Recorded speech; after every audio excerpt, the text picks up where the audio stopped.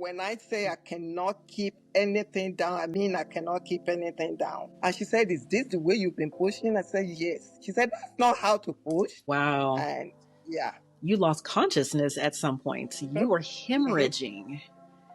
Wow. Okay. That is very scary. Welcome to this week's episode of the Black Birth Stories podcast. I'm your host, Dr. Tiffany Woodus. I'm a wife, a mama, and a board-certified OBGYN on a mission to help eliminate women's health disparities and improve Black maternal health outcomes.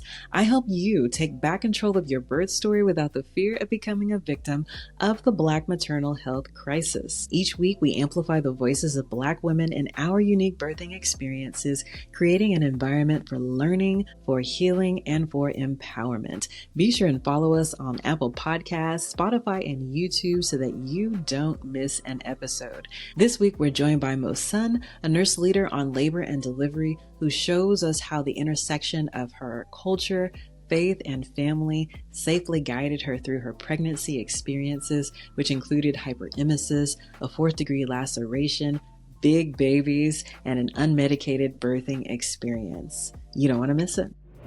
Welcome to the show. Would you mind to introduce yourself and let us know who's in your family? Yes, ma'am. My name is Mosun Ajenikoko. I'm a mother. Maybe I should say let me start with I'm a child of God. Okay. Because I love him so much, I cannot take that out of my life. I'm a wife, I'm a mother, and a grandmother. I'm a registered nurse by profession, love what I do, and I've been doing this for 25 years.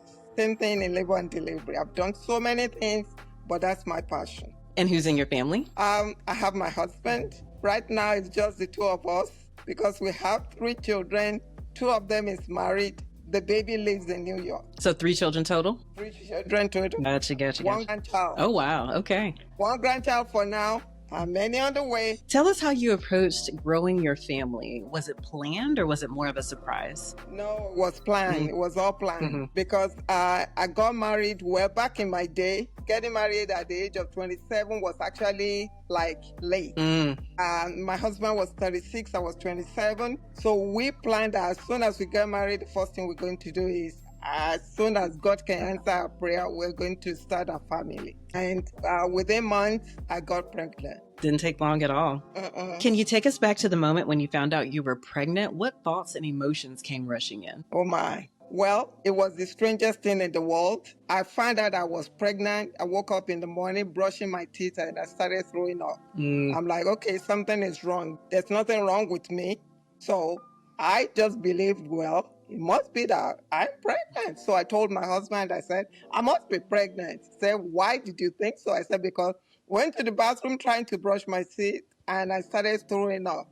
Well, that was a journey that never ended. For the next 20 weeks, it was not morning sickness. It was day, night, evening, every day sickness for the first 20 weeks. Oh man, that's tough. That's tough. Tell us more about your first trimester. What was your experience like with the clinic that you established care with, the doctor that you chose? How did you choose your physician? So I chose my physician through a friend because it's not now that you can just go on the internet. So I have cousin-in-law who was using a physician, so I just talked to her about it and she connected me with that person. Before I got pregnant, my husband actually bought a book for me about pregnancy since we planned that we were going to get pregnant like right away. So I started reading the book. So I was following the book, what to experience, what is going to be. They actually said, well, the book is not like 100%, but at least it will prepare your mind on what to expect. So I read that book and I was reading the book every day. It starts from the time you first find out that you got pregnant, what to expect. Then the next week, what to expect. The only difference was nowhere was it written in the book that I was going to have hyperemesis for 20 weeks.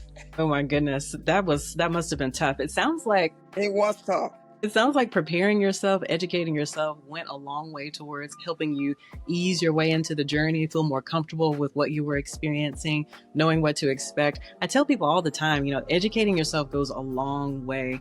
We have so much fear and anxiety because of the unknowns. And if you could just shave off some of those unknowns, prepare yourself by reading and really being intentional about how you approach this journey, I think it makes the whole journey so much smoother. Would you agree with that? Yes, I agree with that 100%, because like I said, back in my day, there was no internet, there was nothing, we can't Google anything. Either you are reading the book or you are just going to be clueless about what is going on. So my husband knew that, love to educate myself. Reading is one of my passions. So because of that, he said, since we are going to start this journey, why don't you just prepare yourself on what to expect? And that was why he actually bought the book. And like I said, I started reading it before I even got pregnant. So every chapter, I will look through and see what is next, what is next, what is next. Were you working as an RN on labor and delivery? Did you have any OB experience at the time that you got pregnant? No. My first degree was in business administration. I was actually not working at this point in time because my husband said, he actually wanted a stay-home mother, because he said, we're starting, I just don't trust anybody taking care of our babies and all that. Let's just establish our home first, then we think about career later. So I was not working when I got pregnant. Were there any unexpected challenges outside of the hyperemesis for the first trimester? Compared to what I know now, the only challenge is, like back in the day, we really don't have access to a physician like we do right now. So when I went for my first visit, I think I saw the doctor once, and after that, you don't just see your doctor. So like I said, the book will tell you what to expect. So if you have any symptoms at that point in time, what I do is I will write it down. If it's any concerning question, so my next clinic, I will then present it to, I don't even like nurses who sees us, because if everything is okay, you don't get to see the doctor. You just see the nurse. Interesting. Very different from what goes on now. Yes. Interesting. Okay. All right. Take us into the second trimester. Were there any concerns, challenges, joys, that you experienced? Yeah. I didn't really have, at that point, second trimester was, like I said, the first 20 weeks. So it cut into my second trimester. So it wasn't the happy, I was happy, but I was just miserable with everything. Thinking in my head, okay, this is what's the trouble, but at the same time, God help me. Do I want to do this again? So preparing and trying to get everything ready, shopping for the baby and all that was the joy of going through that hyperemesis time. But at the same time, we were planning and like, what do we want? My husband is like, I really don't care if it's a boy or it's a girl, as long as we have a healthy baby. So we started shopping and all that. Then we think about, we need to move because we were in a one-bedroom apartment at that point in time.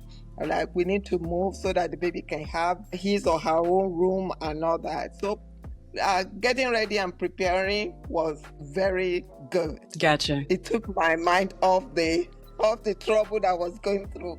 Hyperemesis is tough. Let's talk a little bit about that. So hyperemesis gravidarum is the medical term for basically intractable nausea, vomiting during pregnancy. A lot of times it's experienced because of how high the pregnancy hormone is, especially in the first trimester when it's rising as your pregnancy is growing and developing.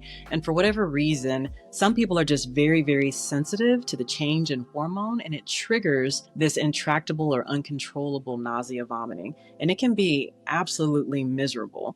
There are some good treatments for it. There are lifestyle changes that people can make. Sometimes we'll talk about staying hydrated, eating small, frequent meals, avoiding things that might be triggers like fried foods or spicy foods. There are prescribed medications and over-the-counter medications you can take for it. Some of the more conservative options outside of lifestyle changes are things like your B6, B12 vitamins. They can be very helpful. There are over-the-counter medicines like Unisom, And then prescribed medicines like diclegis, which is going to lean heavily into your B6 vitamins, Zofran, and Phenergan. But, obviously you should consult with your healthcare provider if you're experiencing anything like that. We know that there are some risk factors for some moms who are experiencing hyperemesis. So, for example, very young moms can sometimes experience hyperemesis, first-time pregnancies. There are even studies that look at people's socioeconomic situations where we look at moms who maybe don't have the social support, the community, single moms, a lot of times can also experience and be at risk for experiencing hyperemesis. So there is both a physical, like a medical component to this condition, as well as a psychological component. So most moms are, deal with that if they have that experience. It's in the first trimester, but there are, just like you experienced, a certain subset of moms that can experience this beyond the first trimester, even well into the second and third trimester. Talk to us about your third trimester as you're preparing for delivery. What preparations, what steps did you take? What was that like? Yeah, preparing for the baby was the most happiest time of my life, because now we actually did a sonogram towards the end, and they told us it was going to be a boy. But back in the day, like I said, it's not like this. They would tell you it's going to be a boy. They saw that it's going to be a boy because you can hardly even see. You're wondering, what are they looking at? It's not like today that you can actually see the baby. Yes. So it's like, well, you still, it's 50-50. I'm like, what's the purpose? Why did we do it? We all know it's going to be 50-50. It's either a boy or girl. There's no in between it. So preparing, we were so happy. So we started shopping. We shop a lot and just get preparing. We bought like a lot of unisex things. That way, if it's a boy, we can still use it. If it's a girl, we can still use it.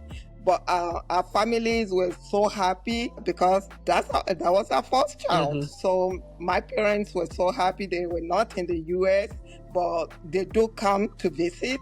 So they were so excited that they're getting a grandchild. There was no gender reveal, huh? There was nothing like gender reveal. Yeah, that's funny. That's a millennial thing, I think. Can you describe a time when you felt truly empowered or perhaps vulnerable during your journey, and what helped you through it? I think the most vulnerable time for me was when I was going through the hyperemesis. When I say I cannot keep anything down, I mean I cannot keep anything down. I actually lost like over 10 pounds. And starting, I was weighing 115. And I went from 115 to like, I think over 90 something pounds. So I look like I cannot keep anything down. And crackers was just my best friend. If anytime I feel like I just bite into it. So that was very, very challenging for me in the beginning. And the only time I can tell you that I was empowered was the joy that I know I'm going through this now. It's not going to last forever, because I'm one person that it doesn't matter what situation I find myself, I always know that there is an end to it. And the end for me is going to be having a beautiful baby girl, handsome baby boy, but something is coming out of all this miserable time at this point in time. It sounds like you relied on your faith and trusting that trouble don't last always. Yeah. No. Yeah, absolutely. What hopes and dreams did you start building for your family as you carried them, as you moved throughout that first pregnancy? We started building because at this point in time, my husband actually works for Fidelity Investment. So we started building because he is one person that has a plan. He has planned for everything. So when we knew the baby was going to be born, we've already made plans of how they're going to go to college. We just want to make sure that we prepare for them from the beginning and all that. Consequent babies, whenever we have another baby, we're just going to build on it too, because we say we don't want our children to have school loan or anything. We just want to make sure that they are comfortable. So we make preparation from the beginning for our children. That's fantastic. That's fantastic. What was your labor and delivery experience like? Oh my God. Okay. So it wasn't the best at all. Number one, I'm going to tell you, after the first baby, I actually changed doctor. Oh, okay. I changed doctor right away after I delivered. Because my labor and delivery experience, because I deliver in a teaching hospital. So I saw a lot of resident people, this is 36 years, almost 36 years ago, 35 plus years. So things were not like this. Now we have a lot of things in structure right now, so it makes a difference. But back in the day, it wasn't like this at all. Number one, you don't get induced until you are 42 weeks. So the only reason they kept me, I was a little shy of 42 weeks, was because I went to the hospital bleeding. That was the only reason they kept me. So, and I wanted to go natural, which I went natural. I didn't want any medication because I knew I can do it. I already prepared my mind that I can do anything that I put my mind into doing, because that's the kind of will that I have. So this is when you labor in one room, then when it's time to go deliver, they take you to the delivery room. That's the setting back in the day. So I was complete and they took me to the delivery room. And when you're going natural, you have the pressure, you want to push. And I really wanted to push, but I didn't know how to push. But the way the resident or whoever was with me, the way they were telling me how to push was not doing anything. So I've been pushing for 1 hour. I was exhausted.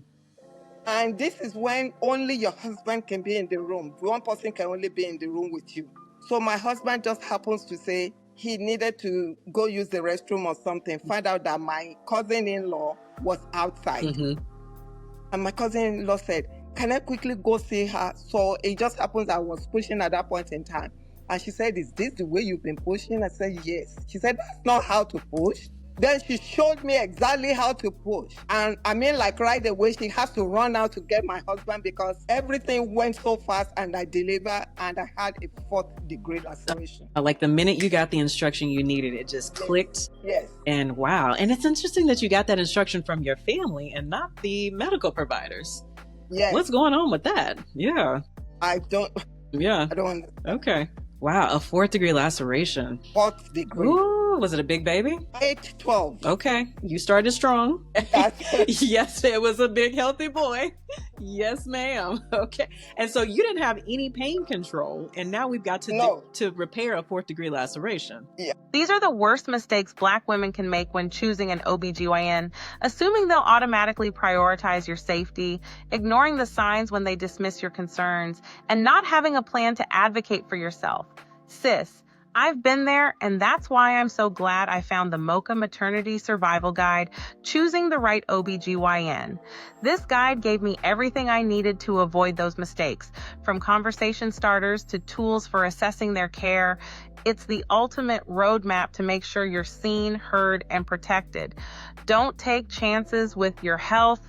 Get your copy today and make the choice that could change everything. Okay, let's talk about what a 4th degree laceration is. Do you want to share with the audience what that is? Because this is your area of expertise too. Yes. It's cut into your rectum. Yes. So it's bad. Yes. It's really bad. I mean, but one thing I'm going to give to them is they did a good job putting it together. Because my second and last baby, I didn't have any tear from that area. Nice. So they did a good job putting it together. But it was miserable for me because when I got discharged home, I had to only sit in a donut. Like it's a donut kit. They call it donut. We call it donut back in the day. It's like a cushion. It has like a round thing on it. A hole like in it. Yes. That's how I can only see. So a 1st degree laceration, first of all, it's very common for most first-time moms to tear. And it's just because nothing that big, that large has gone through the vaginal canal. There are some things that you can do in terms of techniques to relax the pelvic floor. There's also perineal massage that we talk about doing from about 37 weeks on, which encourages the tissue to stretch and not tear. Sometimes as you are in that second stage of labor and pushing, your provider can use lubricant to gently massage the perineum, which is the tissue at the bottom of the vagina, between the bottom of the vagina and the rectum. And by massaging that tissue, you're generally encouraging it to stretch and not tear. A lot of times slowing down and controlling how quickly the baby is delivering also encourages the tissue to to stretch and not tear. But sometimes tearing is inevitable, and there are 4 degrees of tears. The first degree is just very superficial, right at the surface of the skin of the vagina or the perineum. Sometimes needs to be repaired if it's bleeding or if it's a big kind of separation of tissue to cosmetically bring that tissue back together. The next type of tear is a 2nd degree laceration, which goes into the muscle, so below the surface of that superficial layer. A 3rd degree tear involves the sphincters that go around the rectum. There are muscles in a circle that relax and then contract to control our rectum. And then the 4th degree laceration goes actually into the rectal mucosa. So, you're describing the worst type of tear, just as you mentioned. Yeah. What was the recovery period like? Did you plan for your postpartum period? You mentioned that your family was able to come out. They were out of the country. Did you kind of have meal trains set up and then, a schedule for your family to help? How did community rally behind you to get you through that transition? So I delivered on a Tuesday. I was discharged home on Friday. I had to go back on Saturday because I have retained placenta. Oh, okay. I started bleeding like big clot was coming out. My husband actually went out with my cousin that Saturday, and it wasn't where you can just, it's not like now. Things are different, which my husband blamed me. I should have called 911, called the ambulance. But in my head, I'm thinking the next hospital to me is about 10 minutes away. Why do I need ambulance? I was fine. Put my baby in the car seat, put my baby in the car, drove myself to the hospital, and thank God that only God saved both of us, because if it was now, I don't know what would have happened, because all I knew is I parked my car, but I don't remember getting into the emergency room. Wow. By the time I woke up, I was in the emergency room with my baby. So a good Samaritan saw that there was something that happened between the parking lot and taking us to the emergency room. And there was no cell phone or anything. So my husband has to be calling every hospital because he knew I wasn't going to go anywhere to see what happened. He was thinking maybe something happened to the baby, but not knowing that it was me. So the first hospital he called was, like I said, it was like 10 minutes from our house, was that hospital, and they told him that we were there. Wow. And yeah. You lost consciousness at some point. You were hemorrhaging. Wow. Okay. That is very scary. Very scary. Okay. So postpartum bleeding is something that we have to really pay attention to and take very, very seriously. There are all kinds of precautions that we give patients in terms of what to expect, how much bleeding is normal, how much is too much when it comes to bleeding during that postpartum period. We often say that the bleeding can be very sporadic, very random, very unpredictable. It'll be there some days, gone other days. Sometimes it's heavy like a period. Other times it's like spotting, where you only see it on the toilet paper when you wipe. But when you get into heavy bleeding, so we're talking about soaking, flooding a pad, having to change it every hour because it's saturated, and that goes on for more than 2 hours, that is entirely too much bleeding, and you either need to go to the hospital or call 911. If you have symptoms of blood loss, excessive blood loss, anemia symptoms where you're feeling dizzy, weak, faint, short of breath, having chest pain, experiencing palpitations where you feel like your heart is beating funny, those can all be signs of too much demand on your body because of this massive blood loss and how hard your body is having to work to compensate for the blood that you have lost. And those can be signs of an emergency, and it's definitely time to either go to the hospital or call 911 if you experience those things. A retained placenta is, I would say, something that happens not infrequently. And a lot of times, it is because when the placenta is delivered, sometimes there can be what we call trailing membranes, which is a piece of the bag that the baby was growing and developing in that didn't all come out when the placenta delivered. And sometimes there can be actual pieces of the placenta, but all of that can be potentially life-threatening, because we have to make sure that all of that is evacuated from the uterus during delivery, because if you allow that tissue to stay there, sometimes it will prevent the uterus from contracting down like it needs to. It's that contraction that makes bleeding stop. So if your uterus can't contract like it needs to, and that bleeding continues, we can get into a situation like you experienced, which is this massive bleeding and then infection. So we can see concerns for infection because there is something in the uterus barriers that should not be there, you know, concerning and setting us up for increased risk for infection. So goodness, that must have been such a scary experience. I'm glad your husband was able to locate you, find you, get to you, and you were able to get the assistance that you needed. How long did you stay in the hospital with that readmission? I was just kept there for observation. For just 24 hours. Gotcha. Yes. Gotcha. Okay. And then able to go home. Was the recovery uneventful after that? I think you'd met your quota for drama. Yeah, okay. I was gone. Thank goodness. Okay. Thank goodness. Yes. Thank goodness. And thank goodness you had a supportive husband and cousin was there to really keep watch over you. Community is so important. Our village. I tell my moms all the time that the village is not just for our children. It takes a village to raise a mama and protect a mama too. Because this is new for us. This is not something that a lot of us have experienced. And even if you've had an experience, you've been pregnant before and had a child before, every single experience is different, you know, and it's hard not to compare them, but each and every single one of them can be so drastically different. And you need that advocate, that community, just village behind you to hold you up, to support you, to call out things that you might overlook and not take note of, and just to be a protector of you. So thank goodness you had that experience. How long did you wait in between your first and second child? Well, my son, 2 years. 2 years. 2 years and 5 days in between them. You know exactly. I mean their birthday. So which means I got pregnant like maybe a year when he was like a year and a few months. Mm-hmm. Mm-hmm. Was the second pregnancy a planned pregnancy as well? It wasn't. Well, I don't know if it was planned, but we were ready. I wasn't preventing it. So I'll say I wasn't preventing it. So I must be ready if I wasn't preventing it. And the second one was very easy. I only threw up, like I said, that's my word. When I brush my teeth and something comes out, I know I'm pregnant. Mm-hmm. And hers was just one time and that was it. Okay, very good. So smooth first trimester. Yes. You said you changed doctors. I changed doctors. For the second experience. How did you choose your second doctor? So my second doctor, I went through, we have yellow pages where you look at the physician and see. So I just prayed. I said, God, the only good thing that came out of my first pregnancy was my son. A beautiful baby. I had a horrible experience. So this time around, I want God to choose for me. So I actually prayerfully choose my physician. And in my mind, as I chose her, I wrote everything that I need, everything that happened during my first pregnancy that I don't want it to repeat itself.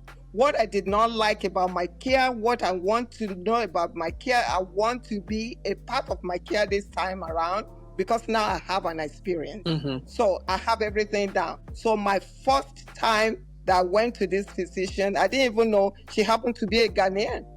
Yes, we're very close. We still get in touch with each other right now. I chose her. I didn't know because her name was not Ghanaian name. It was an English name, but it was a female because I wanted a female. I wanted somebody that can hear me, somebody that I can tell her my experience, what I did not like about my first pregnancy, and I did not want anything like that to repeat itself.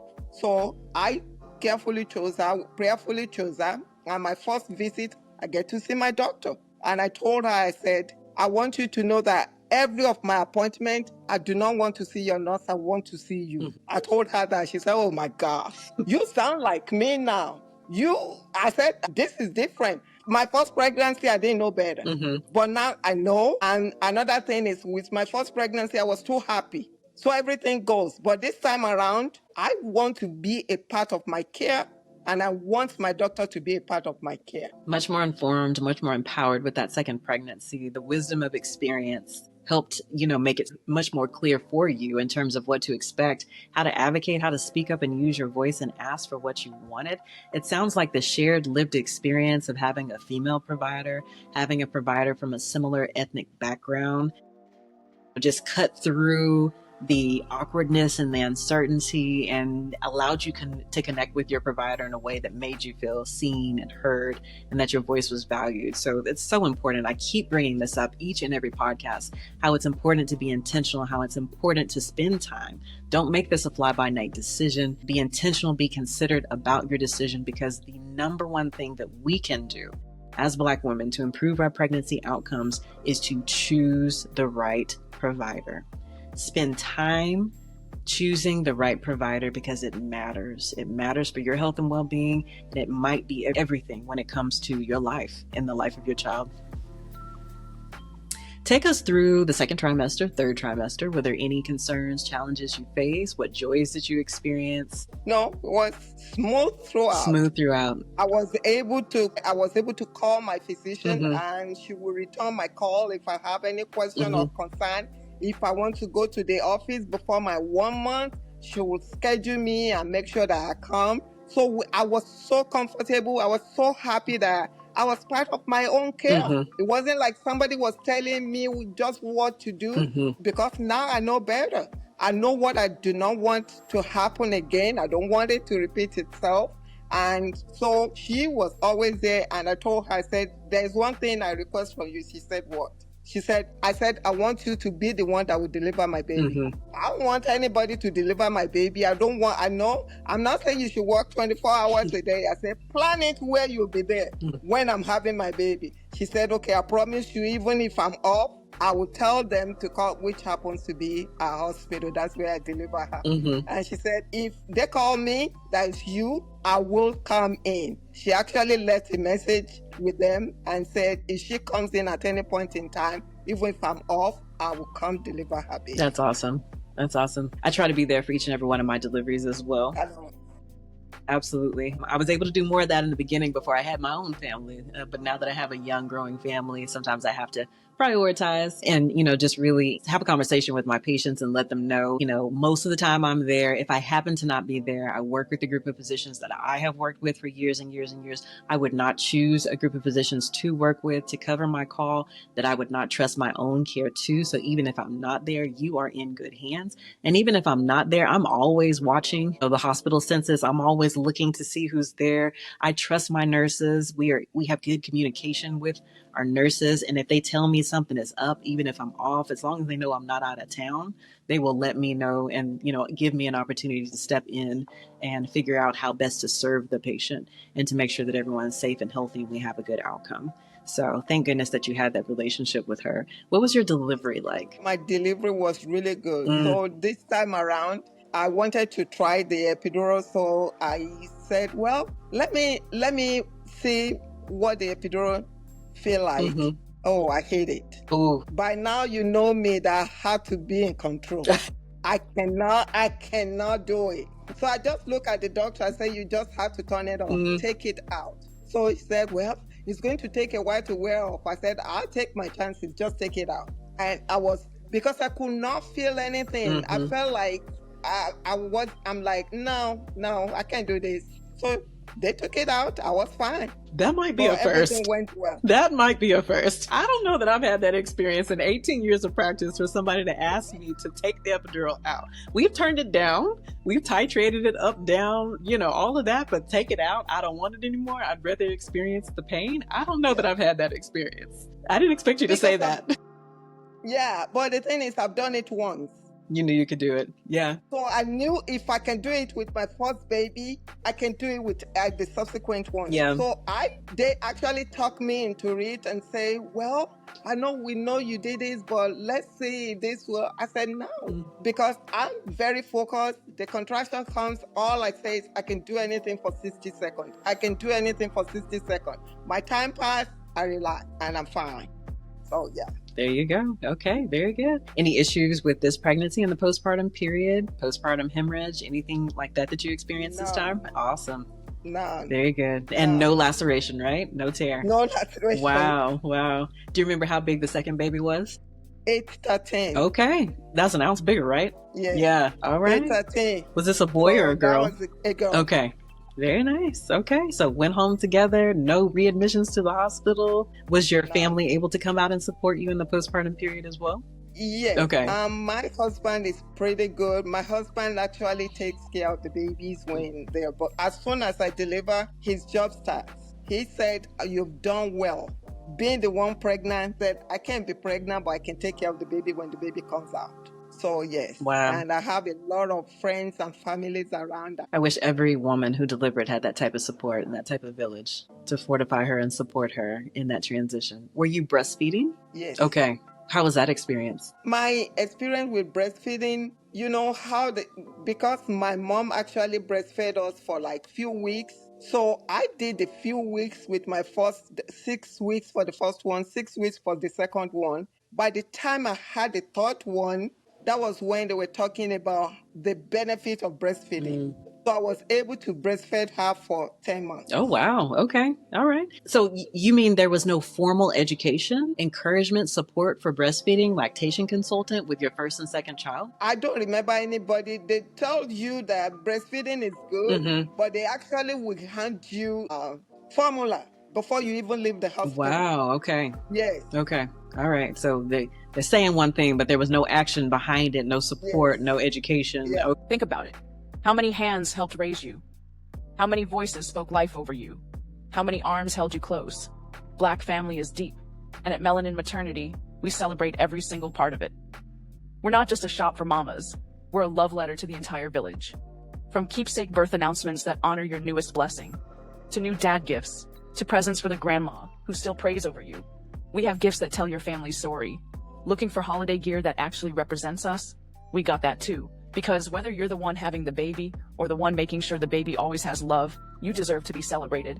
Shop Melanin Maternity on Etsy today by visiting melaninmaternity.etsy.com. Because our families, our stories, and our legacies deserve the spotlight. Okay. And then into your third pregnancy, what was the time frame in between the second and the third? Say about 1.5 years before I got pregnant, because they have like 2 years and 4 months in between them. So similar time frame. Okay. All right. Very good. And this was a not preventing? No, this one was very planned. Very planned. Okay. Yeah, my husband was like, maybe we need to wait. I said, I'm just going to do my 3 and be done. I'm in the rhythm. I'm in a good rhythm. Let's keep it going. Yes. And then we can be done. Move on to the next phase of life. Were there any unexpected surprises with this first trimester, with this third pregnancy? Nothing. Okay. Not even my regular throw. Ooh. So I didn't even know that went away. I didn't even know I was pregnant. Because I was having irregular menstrual period, so I wasn't sure. But I knew something was off. But then I didn't throw up at all. I'm like, okay, what's going on? So I told my doctor, said, well, maybe you need to come in and we can do a pregnancy test. And lo and behold, I was pregnant. Same sex? Was this third one a girl too? Maybe there's something to the old wives' tale of like the symptoms correlating with the sexes. You had the hyperemesis with the boy and then the 2 girls, nothing? Or next to nothing? Maybe there's something to it. And you stuck with the same doctor for the second and third because it was such a good experience. Okay. All right. Sounds good. So smooth first trimester, second trimester, any concerns or hiccups? No. Nothing. My husband actually has to travel to Nigeria because they called him and said his dad was sick and was going to die. And he said, well, my wife is pregnant. I don't want to travel. I told him, I said, don't worry about it. Go. Just make sure that it's a quick trip. So he went. I went into labor. I drove myself to the hospital. My sister was home with me. My cousin was home with me. I did not tell them that I was in labor. I did because I don't want to be distracted. The only person that understands me when I'm in labor is my husband. So I drove myself to the hospital, parked my car, went in, delivered my baby, called them and told them that I just have a baby. You were by yourself? Yep. You know what? I'm not surprised by that. Knowing what I know about you, I'm actually not surprised by that. Very headstrong, very determined. I'm not surprised by that. Wow. Goodness gracious. Unmedicated, vaginal delivery, no tears. No tears. Wow. But so when I was complete, the doctor told me that at this point in time, what she was feeling was like, it seems the baby turned, that if the baby might be breached at this point in time, that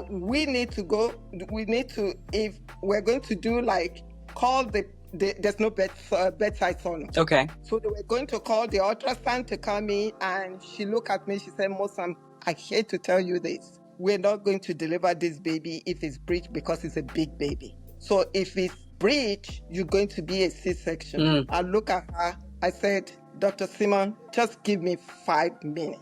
She said, Mosun, I can't give you 5 minutes. At this point in time, I was actually having a deceleration, which I don't know then because I wasn't a labor and delivery nurse. And she said, I don't like this. I said, please, 5 minutes. Said, okay, let's bargain 2 minutes. I said, okay, give me 2 minutes. Mm-hmm. I said, I don't want anybody in my room. And I look at God and I said, God, you have helped me with my first, my second, my third.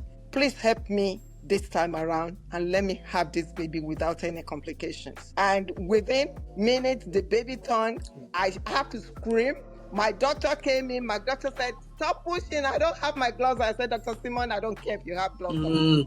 She delivered the baby with one glove in her hand. Wow. She could not put the second glove on. Precipitous delivery. So you are complete.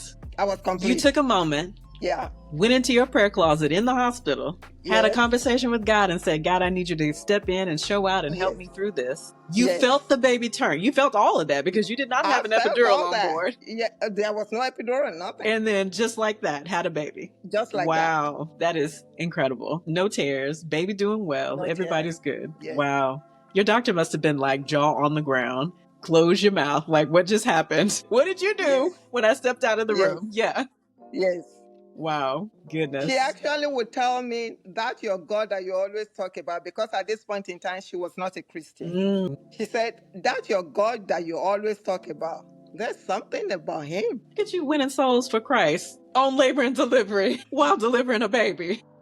Yeah. Talk about committed. Yes. Let my life be a living testimony. Okay. Amen. Praise God. I mean, what did your husband say when you called and said, I've had the baby? And then let alone your family at home. They must have been hot with you.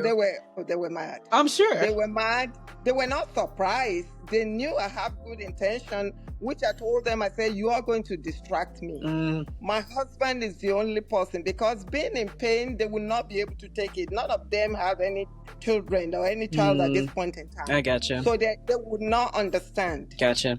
So yeah, I didn't want the distraction. I understand that. Him, he took the next available flight and just left his dad in Nigeria and came. That brings up a good point about being very intentional about who you choose to have in your space. You know, that energy, considering the energy that they're going to bring to the table and to the situation. Are they going to be supportive of your wishes and desires? Is that really what you need around you? And they may have good intentions. They may love you. They may support you. But is it really who you need in your space at that time to support and undergird you through that journey? Because not everybody is qualified.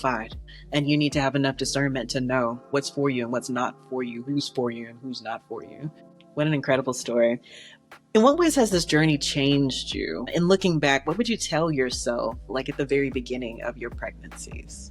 The first thing I told myself is, number one, I pray and I commit my children. We've been praying for them since like the first one, as soon as I found out I was pregnant, we started praying for the child. So we've been praying for them. We pray for our children from the beginning. So prayer was a big thing to me, because for me, prayer has been something that has shaped my life, that has helped me in life. And I started committing my children into God's hands from the beginning. Looking back, what were some of the funniest or lightest moments from your pregnancy that still bring a smile to your face?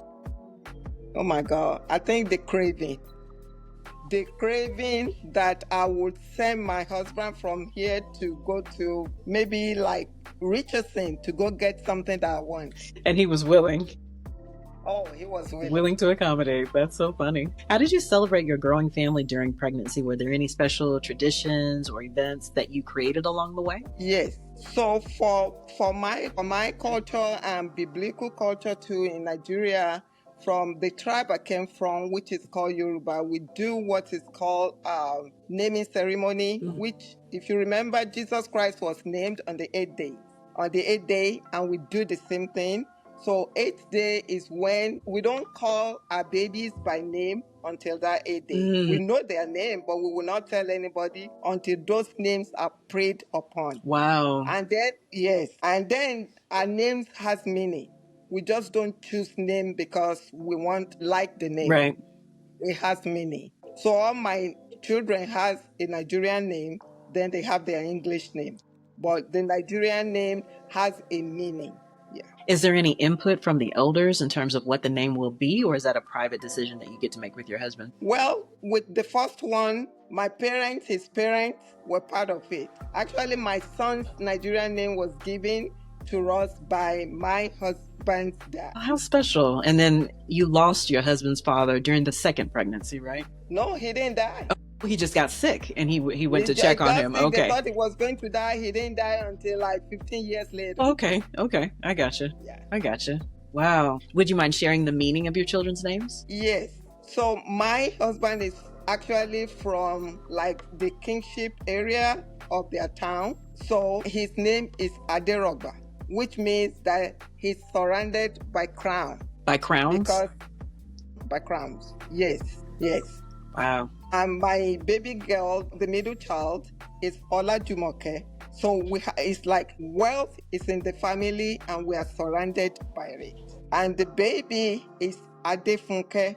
Like I said, the Ade stands for crown. Mm-hmm. And yes, so we gave her that too. It reminds me of citizens of the kingdom, like instilling from them even before they were here that you were made for this, you were created for this, that you're a child of the kingdom. Yeah. I love that. So beautiful. So beautiful. We have a tradition here on the podcast where we give a word of advice to a mom coming behind us. And so what advice would you give another mother just starting out on her own pregnancy journey, especially for a mom who might be feeling a bit nervous or uncertain? This is what I'm going to say. Number one, life is a gift. So enjoy every moment of it. Number two, listen and learn. Learn from educated people, your doctor, your nurses. TikTok is good, but make sure that the TikTok that you are following is somebody that has education, not somebody on the street. Don't listen to people who doesn't have the knowledge. Listen to people who has the knowledge and they know what they're talking about. Like today, as we are talking about this, what we're talking about right now, you did a lot of education. Those are the things that you want to listen to. And when you do not understand something, ask your doctor. And the major thing I'm going to tell you is before you choose anything, choose a doctor that cares about you, a doctor that you know he or she is very caring, love the job that they do, actually take it as a calling, not as a job, because there's a difference between a job and a calling. When somebody loves what they do, it's different the way they will take care of you. So I would say before you choose your doctor, do your research and make sure that you choose the right doctor. And if you go there for the first time, don't be afraid to say, thank you for the care you gave me today, but I will be choosing another doctor.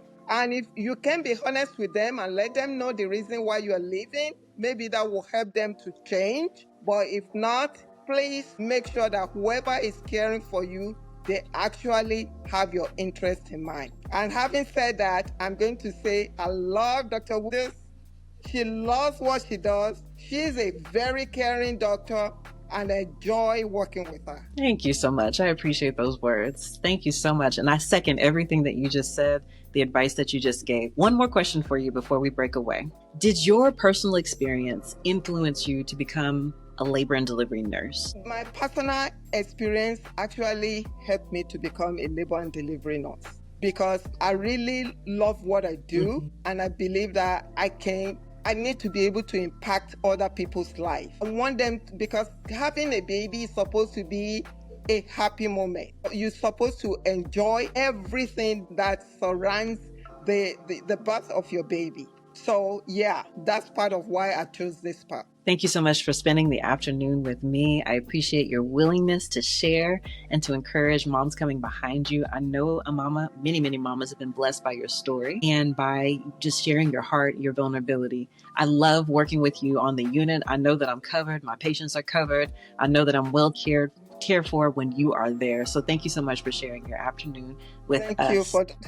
Thank you, Dr. Woodus. I love working with you. Thank you. Thank you very much. Have a good afternoon. Thank you so much for joining us this week. Do me a favor and share this episode with a mama who you know would benefit from the learning and the healing and the empowerment that happens each and every week on the Black Birth Stories podcast. We'll see you next week. Want to go deeper? The conversation doesn't have to stop here. Join Melanin Maternity, our digital Black birth community, where you'll get expert guidance, real support, and a sisterhood that sees you. From live Q&As with birth experts to empowering discussions with other Black mamas, we've got you covered. Click the link in the description and step into the community you deserve.